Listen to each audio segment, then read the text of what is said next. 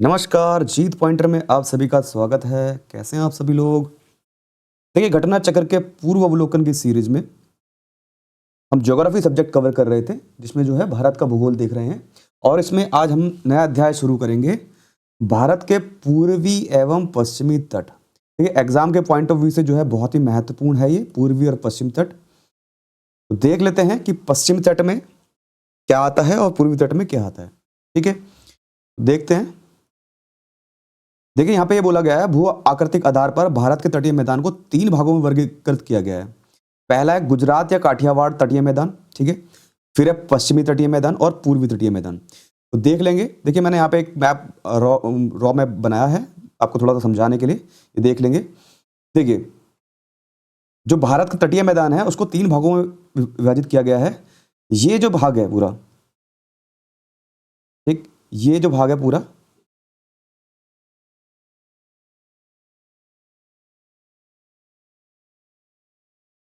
ये जो पार्ट आप देख रहे हैं, ये, ठीक, ये क्या है? काठियावाड़ तट या गुजरात या काठियावाड़ तट कहते हैं इसको। यहां से लेकर, ये गुजरात से लेकर दमन तक का, ठीक है। पहला पार्ट ये है। दूसरा पार्ट जो है, यहां पे थोड़ी सी गलती हो गई, इसको करेंगे डिलीट यहां से, ठीक। दूसरा पार्ट ये है, यहां से दमन से लेकर कन्याकुमारी तक पूरा जो है, केरल तक।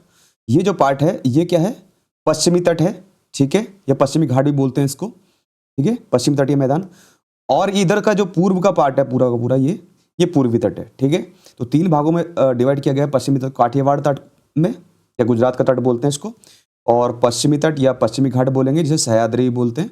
और इधर पूर्व में पूर्वी घाट या पूर्व का तट, ठीक है। अब देख लेते हैं आगे।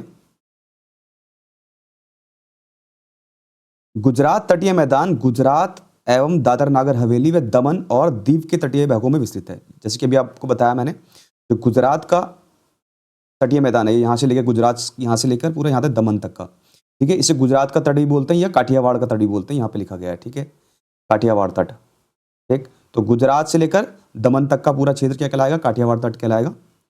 आगे देख लेते हैं।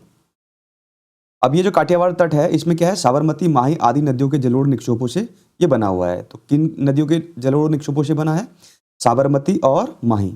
इसके दक्षिण भाग में, इसके दक्षिण में अरब सागर एवं पश्चिम में क्या है? काठियावाड़ प्रायद्वीप है, ठीक है। तो नीचे देखेंगे अगर दक्षिण में, तो यहाँ पे क्या है? इसके दक्षिण में यहाँ पे अरब सागर है, ठीक है। यहाँ पे जगह नहीं है, मैं दिखा नहीं सकता, तो नहीं तो सारा हौच-पौच हो जाएगा, घिच-पिच हो जाएगा। आगे देखेंगे। भारत का पश्चिमी तट पश्चिमी घाट तथा अरब सागर के बीच स्थित एक संकीर्ण मैदान है। जो पश्चिमी तट है वो पश्चिमी घाट और अरब सागर के बीच एक संकीर्ण मैदान है। इस तट को 3 भागों में विभाजित किया गया है। ध्यान रखेंगे, जो पश्चिमी तट है, ठीक है, यहाँ दिखा देता हूँ आपको, ये पश्चिमी तट पूरा, ये देखिए, ये यहाँ दमन से लेकर ये पूरा क्या है? यहाँ केरल तक नीचे, ये पश्चिमी तट है। अब इसको जो है 3 भागों में विभाजित किया गया है, ठीक है। दमन से लेकर ये गोवा तक, ठीक, दमन से ये गोवा तक का जो भाग है, ठीक है, इसको बोलते हैं कोंकण तट, ठीक है। ध्यान रखेंगे इसको, दमन से लेकर गोवा तक का जो भाग है इसे कोंकण तट कहते हैं। फिर गोवा से आएंगे कर्नाटक, मैंगलोर, मैंगलोर यहाँ पे है कर्नाटक, गोवा से कर्नाटक तक के बीच के भाग को बोलते हैं केंद्र तट या कर्नाटक तट भी कहते हैं इसको, ध्यान रखेंगे। फिर तीसरा भाग जो है इसका, कर्नाटक से लेकर ये यहाँ यहाँ तमिलनाडु तक या केरल तक जो विभाजित है, इसको मालाबार तट कहते हैं, ठीक है। तो पश्चिमी तट को 3 भागों में विभाजित किया गया है, कोंकण तट, केंद्र तट और मालाबार तट।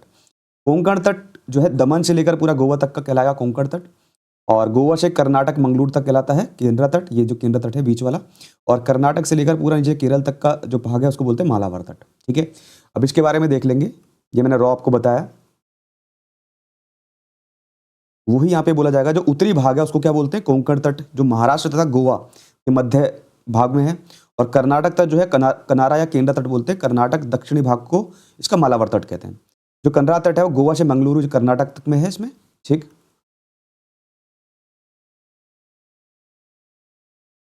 जबकि जो मध्य भाग है वो मालाबार तट मंगलुरु से कन्याकुमारी तक है, तमिलनाडु तक, ठीक है, जो नीचे वाला पार्ट है, ठीक। ये यहाँ से कर्नाटक से लेकर कन्याकुमारी तक का पार्ट है मालाबार तट। ध्यान रखेंगे इसको, एग्जाम में पूछ लिया जाता है ऐसा। केंद्र तट कहाँ से कहाँ तक है, या कोंकण तट कहाँ से कहाँ तक है, मालाबार तट कहाँ से कहाँ तक है। देखिए अब जो केंद्र तट है वो ये हमने देख लिया। अब देखेंगे इसका जो पूर्वी भाग है, जो पूर्वी तट है, ठीक है, वो मैदान क्या है, महानदी गोदावरी कृष्णा तथा कावेरी नदियों के डेल्टाओं द्वारा निर्मित है। ध्यान रखेंगे क्या है, डेल्टा। कि पूर्व की जो नदियां हैं वो क्या बनाती हैं, डेल्टा बनाती है, ठीक है, ध्यान रखेंगे, ठीक है। और पश्चिम की नदियां क्या बनाती है, एस्चुरी बनाती है। तो जो पूर्वी तट है वो महानदी गोदावरी कृष्णा और कावेरी नदियों के डेल्टाओं पर से निर्मित एक बड़ा ही उपजाऊ भाग है पूर्वी तट। इसमें महानदी एवं कृष्णा नदियों के बीच के मैदान को उत्तरी सरकार कहते हैं। अब देख लेंगे, देखिए पूर्वी जो तट है उसको भी जो है दो भागों में विभाजित किया गया है। इसमें देख लेंगे मैप में,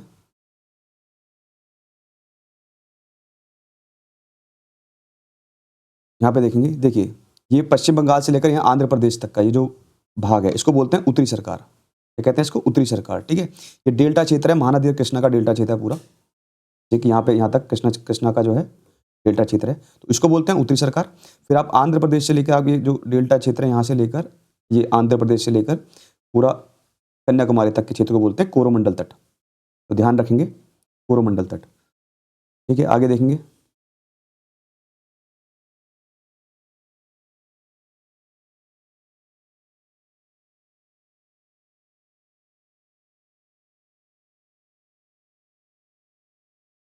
तो महानदी एवं कृष्णा के नदियों के बीच मैदान को उत्तरी सरकार कहते हैं।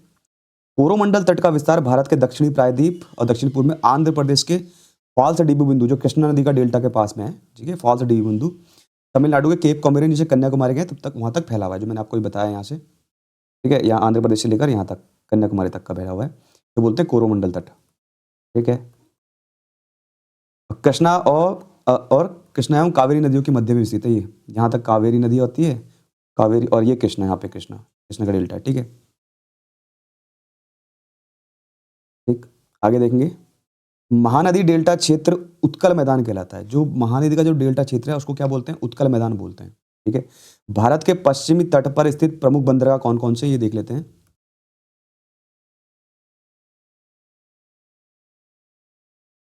तो भारत के पश्चिमी तट पर जो प्रमुख बंदरगाह हैं वो है मुंबई महाराष्ट्र, कांडला गुजरात में है, मरमुगाओ गोवा में है, जवाहरलाल नेहरू महाराष्ट्र में है, जंजीरा महाराष्ट्र में है, उडुपी कर्नाटक में है, और कोचीन केरल में है, एवं न्यू मंगलोर कहाँ है, कर्नाटक में, ठीक है।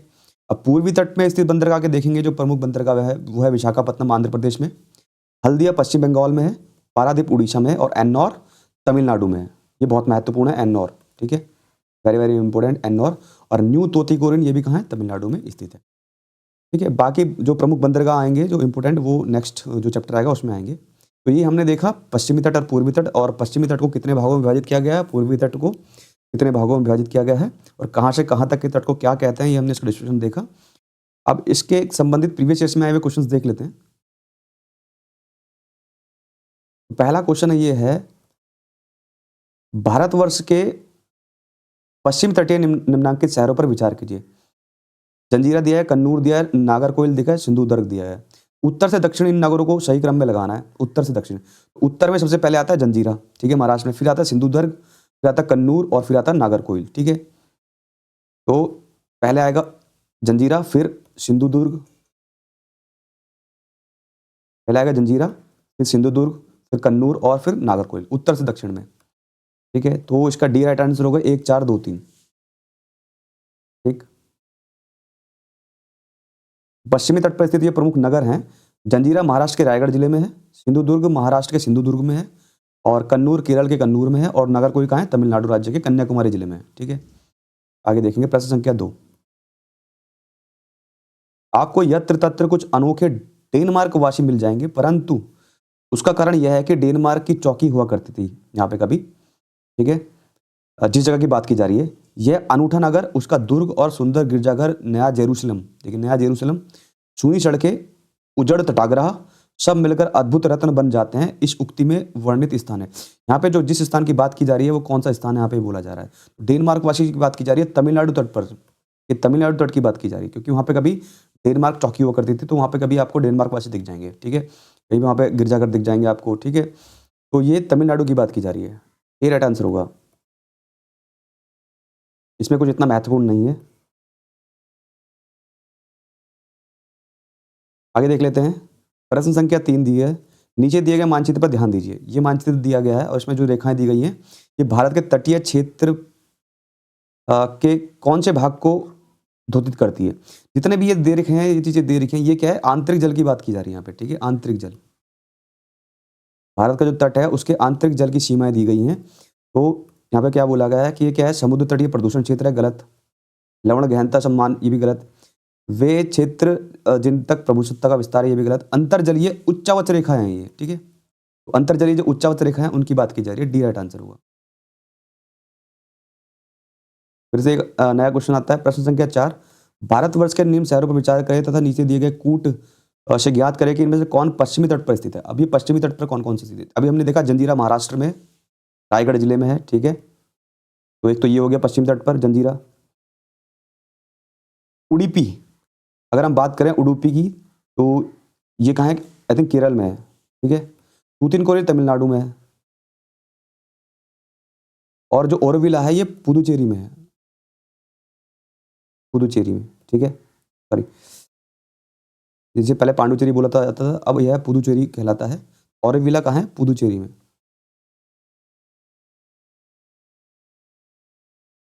ठीक है।